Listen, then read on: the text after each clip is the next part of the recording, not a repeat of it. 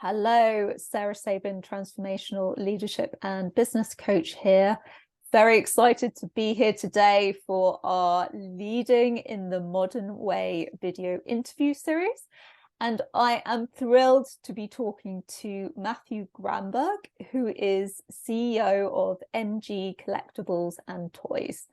Matthew, pleasure to have you here today. Could you introduce yourself in a few sentences for my listeners? Okay. Thank you, Sarah. I really appreciate it. I'm glad to be here. So basically, MG Collectibles and Toys, we are a licensed toys and collectibles business. We have currently hold the Scooby-Doo and Looney Tunes licenses. So we do 6-scale collectibles, which are like display pieces that collectors can put on their bookshelves to kind of appeal to their nostalgia for these Saturday morning cartoons that they used to love and watch growing up as children. But so this year we're going to actually be expanding to other areas of the collectible industry as well, like apparel, posters, prints, and also NFTs as well. So we're not just going to be doing physical collectibles. We'll be covering every area of the industry and making sure that there's something for every consumer. So we're very excited about that, and we can't wait to really expand our operations that way. That is exciting, and I do remember all these Looney Tunes cartoons from from when I was a kid. Slightly giving away That's my the age here. goal, to make these people remember their childhood. So Yeah, hope we're getting that reaching that goal. yeah, hope so. So, what do you consider to be the most significant challenges that you have faced in your business in getting it to the current stage, and how have you overcome those challenges? Well, when I first started, I think I think I could say now that I probably knew, nothing. I mean, I thought I knew everything, but I didn't know nearly as much as I do now. And with that, definitely came, the production aspect of stuff. We didn't start our full production run yet, but we did do we started we did a sample run a couple years ago, and that was just a very big learning curve in terms of you know what these factories actually are looking for, and what these actual metrics are that you have to kind of hit to make sure that you know everything's produced and in a efficient way. But now we actually did change. Originally everything was getting manufactured in China, but now we're entering a partnership with a US manufacturer. So now everything is going to be 100% manufactured in the US, which is a feat that none of our competitors have really even been able to accomplish. They've maybe been able to do a couple things here and there in the US, but everything, like I said, our collectibles, our apparel, our posters, prints, everything is going to be, manufactured, assembled, designed, made in the USA. And that's a big feat that we're very happy about. But manufacturing, yeah, was a huge learning curve for us. And then I would also say on top of that, just another one that was a little bit smaller of an issue, but because it was pretty easy to get a handle on. But managing of expenses, because when you start a business, you have limited amount of funding and limited amount of revenue coming in. So you kind of have to make sure everything's going where it needs to go. And there are when you're not really paying 100% attention, because you're so focused on certain things like manufacturing or product development, you kind of miss certain things that might be coming in, like certain expenses, and then that might throw it off balance. But once you kind of organize everything and make sure you're taking a look at it every day, it gets much easier. It's just a big learning curve when you're starting. Yes, and at the beginning, this is a very common entrepreneur trajectory. You're trying to do everything because you're building it to a certain stage, and that means you have to be very involved in everything. However, Yep. we're not necessarily good at or used to doing everything. So it can be all too easy sometimes that things get pushed to the wayside. And I mean, even with how I am, I mean, I'm very not controlling, because I don't like that word. It makes me seem like I'm I'm a bad boss, but like I'm more so, I like to know what's going on. So I really make sure that I'm focusing on everything that I can. And even though I have my chief product officer focusing on product development, I have my chief operating officer, who's handling all the inventory and operations and stuff like that. I make sure that I'm still, even though that they're focusing on that, I'm still on top of everything, and making sure that I am in the loop and as to what they're doing as well. So, we're all on the same page across the board. So, we have these people focusing on certain things, but just making sure that everybody is all on the same page is just, that's something that you need to really take into account as well. yes, and that as well, that team aspect is very important for making sure that the business runs efficiently. And for sure, we'll be coming back to that during this conversation. So I'm curious, now that you're at a later stage, you've had those key learnings from your beginning stages. How have your problems changed now that you're in the next phase? And what's the most pressing thing on your mind? I would say, our big funding round that we're raising right now is of top priority, because like I said prior, we're going to be, heavily expanding this year to a bunch of different product revenue streams. And then in addition to that, we also have more licenses that we'll be expanding to. So with that takes, capital to spend. So we're in the midst of trying to raise a pretty big capital raise, and that's taking up most of our time. And it is, at least for my industry, a lot harder than many people would think, because especially now, we're not in like the best economic times, but it is fairly hard to actually try to convince people to give you their money. And that's quite that's been quite difficult, but we're getting pretty close. And with bringing on, the team members that I've brought on over the years, it has made it easier and easier to kind of try and get these people on board, because we have the experience, we have the amazing business plan, we have everything ready to go. We just kind of need the capital to really take us and lift us up and thrust us forward. And well, we're almost there, and that's what I'm very excited about that. And I'm Congratulations. thank you. I appreciate it. I can't wait to really move forward. Yeah. And it's interesting because no matter what industry, when someone is talking about fundraising, they quite often say to me, Sarah, trust me, it's really difficult in my industry. And I've heard it across various industries, from tech to gaming to you and toys to spirit distribution. It's not the best economic times, but it's essentially about presenting a compelling offering and really a lot of resilience and grit.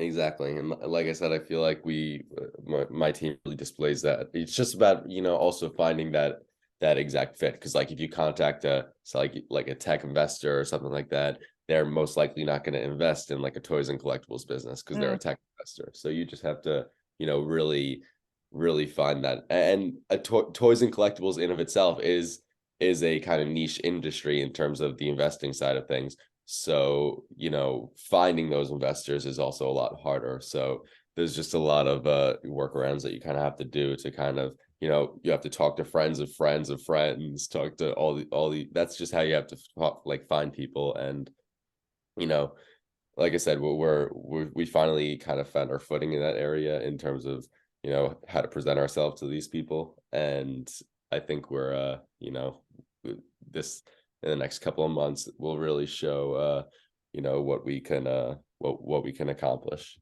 Yeah, 100%. So tell me, how do you define strong leadership? And how do you see it impacting how you grow your business? So, I mean, strong leadership for me is, just to backtrack on that question a bit. I like strong leadership is something that's always been taught to me when I was, from growing up until now. So it kind of really helped me out in this building my business. But I feel like family really plays a big part in teaching you how to be a strong leader. And with that, you know, it teaches you how to be a good CEO, and that's kind of something that you need to learn how to do, when especially when you're running a business, especially when you're going to be hiring people. You need to be a good leader, because you want people to follow you, and you don't want them to, you you don't want to be giving them these false orders that they question, because it's not really what they should be doing. You want to make sure that you know what you're talking about. You want to make sure that you know the industry that you're in. Mm-hmm. You want to make sure that you know what these consumers want, because that also plays a big part in it. I don't want to be, creating products that nobody wants, because that's not going to get anybody anywhere. You want to know about the industry, about what products are being produced, what products aren't being produced, what gaps you can fill. There's a lot of things that come into play into being a good leader. But I feel like initially, like, getting brought up through your childhood with like that drive and that confidence, and having, your parents and your family like instill those values into you, I feel like that really plays, it sounds cliche, but I feel like that really plays a very, very big part in terms of, you know uh building you up into a good leader for your business, or kind of in that side of things, if that answers your question. I don't. So, I mean, it did. I guess the follow-on question I have for that, and I'm playing a little bit of devil's advocate here. Let's say you didn't grow up with a family where you had strong leadership examples, or you hadn't had a career where you had strong leadership examples. How would you have defined leadership for yourself? How would you have worked that out in your case? I feel like that's a bit of a hard question for me. It's just because I have been so lucky to have such a good support system in terms of that. But some people do have it a lot harder than me, and I do understand that. Um, but I just think that having the confidence is a big thing as well, because say you don't have, like you said, you don't have that support system. Having the confidence that just because you didn't have that growing up, that you could still achieve these things, and that you could still go and make something of yourself. I feel like confidence plays a very big part in it as well, because if 100 people are telling you that you can't do it, but you're the one that's telling yourself that you could do it, then you can, and you will, because you're telling yourself that you can. And that's something I very strongly believe in. So I would say, confidence is a very big point to have for when you're becoming a leader, or Mm. or learning to, at least. Mm.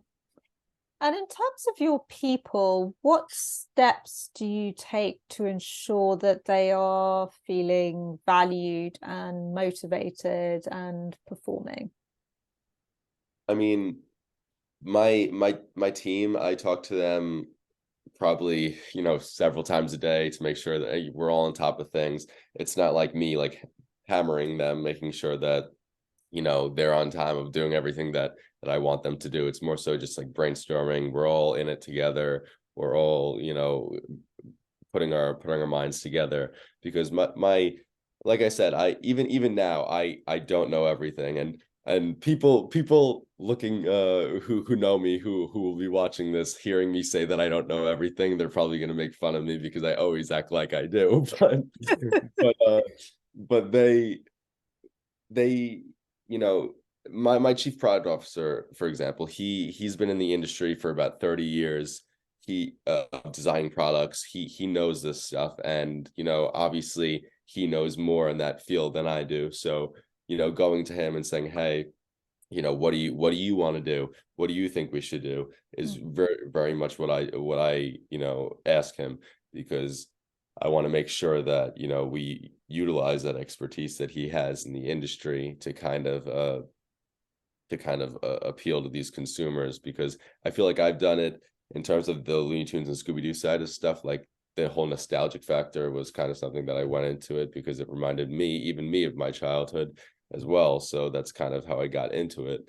But, I kind of want to make sure that we're utilizing his expertise in the industries as well, and kind of making sure that everything is being produced the way that it should, or the way that people want it to. So, I mean, effectively, what I'm hearing is co-creation and collaboration and relying on other people's expertise.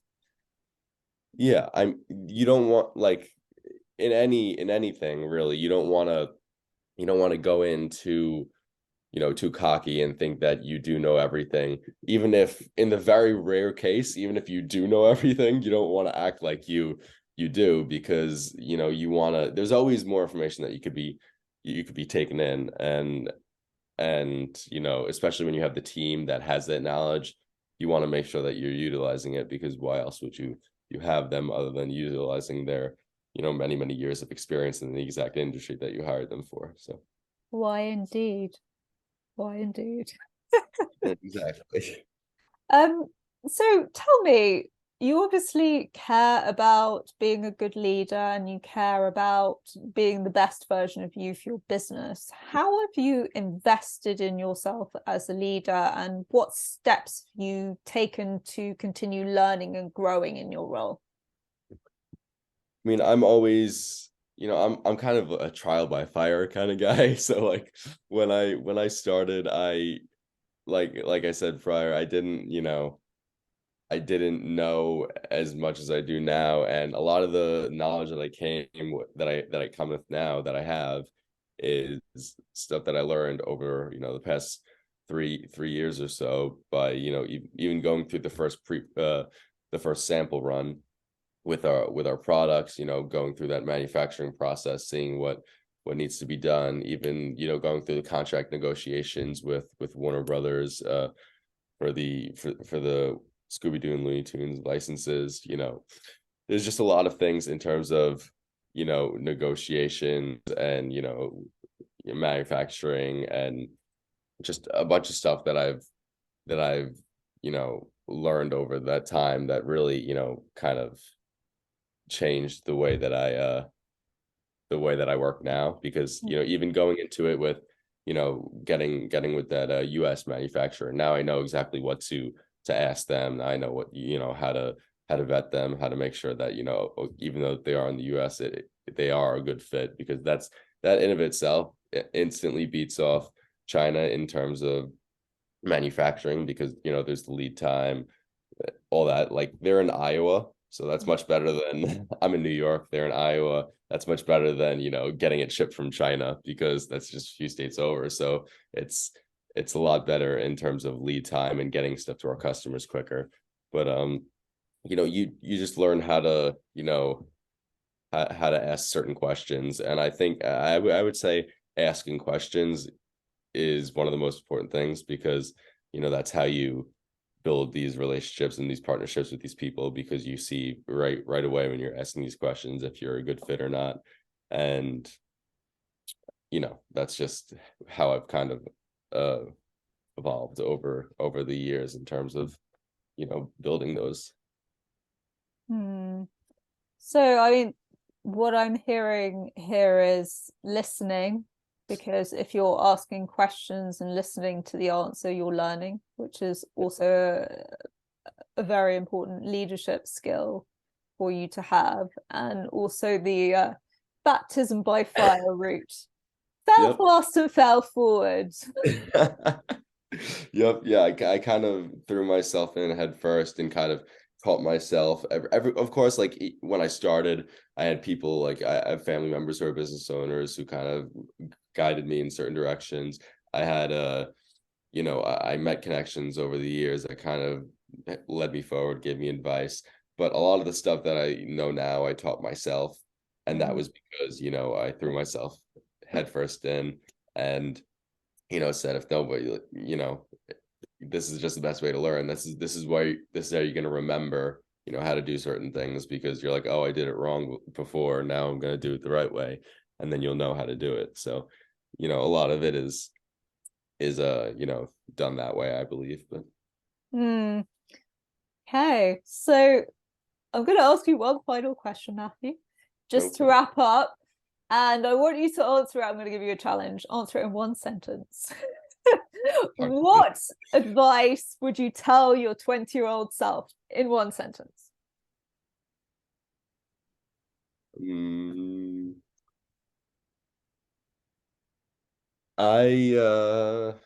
trying to think now. Gotta make sure it's good if it's only one sentence.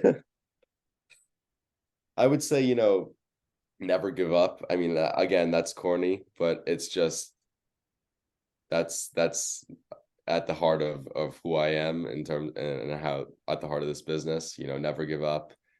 And that's that. If I could just jump off of that, I mean, that's a lot of the reason why I feel like a lot of these small businesses do kind of, you know, go under, even when economic times aren't so good, is because people think, okay, it's not getting good, we have to give up, Mm. all that. Mhm. That, in addition to, having the lack of funds, I feel like those are two very big aspects to it. But never giving up is, will hold you for as long as you let it, and you just don't give up, and then you could keep going until you can't go anymore, I guess. But that's just how I feel. Wise words indeed. And grit, resilience, crucial to success. Yep. So, Matthew, thank you so much for the interview today. I really, really enjoyed chatting with you. And for my listeners here today, I hope you enjoyed this interview with Matthew in the Leading in the Modern Way interview series. If you're interested in taking part, please feel free to reach out to me. Thank you and bye for now.